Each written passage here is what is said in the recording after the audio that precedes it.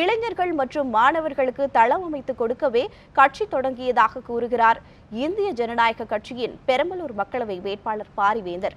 அவருடன் நமது மண்டல செய்தியாளர் அருண்குமார் நடத்திய சிறப்பு நேர்காணலில் இளைஞர்கள் அரசியலுக்கு வர தயங்குவதாக பாரிவேந்தர் கருத்து தெரிவித்தார்.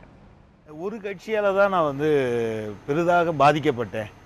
அதனால தான் நானே கட்சி தொடங்க வேண்டிய சூழலுக்கு தள்ளப்பட்டேன். அப்படின்றப்போ அவங்க கட்சிக்கான கொள்கை என்பது என்னவாக இருக்குது? இப்போ அந்த ஒரு கட்சிக்காக நம்ம பயந்து நம்ம தொடங்கியிருக்கோமா? இன்றைக்கு தமிழ்நாட்டில் இளைஞர்கள் அரசியலுக்கு வர அச்சப்படுகிறார்கள். அவர்களுக்கு ஒரு அரசியல் தளத்தை ஏற்படுத்தி கொடுக்க வேண்டும்.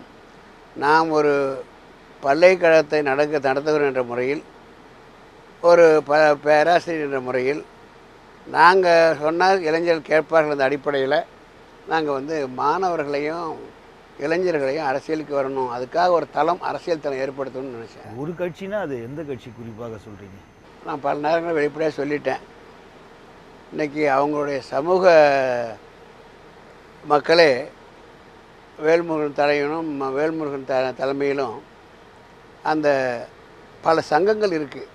வன்னியர் சங்கத்தில் அவங்க எல்லாம் ஒன்று கூடி இப்பொழுது ராமதாஸுக்கும் அவருடைய மகன் அன்புமணிக்கும் வாக்களிக்கக்கூடாது என்று 7 தொகுதிகளுக்கும் போக இருக்கிறார்கள்.